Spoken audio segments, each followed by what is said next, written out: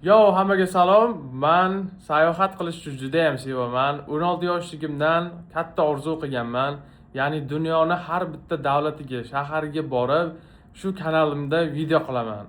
Obzor qilib odamlar haqida, odamlarning tili, madaniyati haqida gapirib beraman degan orzularim bo'lgan.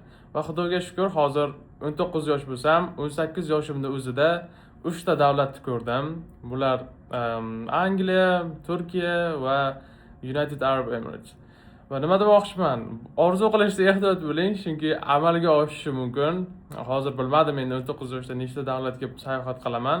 Hali yangi yil endi boshlandi. Shuning uchun nima demoqchiman? Kanalimni kuzatib boring. Sayohatlarimni qo'yishni boshlayman sekin-sekin. Odamlar haqida, til haqida, madaniyat haqida, o'sha borgan davlatlarim, o'zim experiencedan gapirib berishni boshlayman. Shunga obuna bo'lib qo'yinglar, charchamanglar, sayohat qilinglar, orzu qilishni davom ettiringlar. Bye.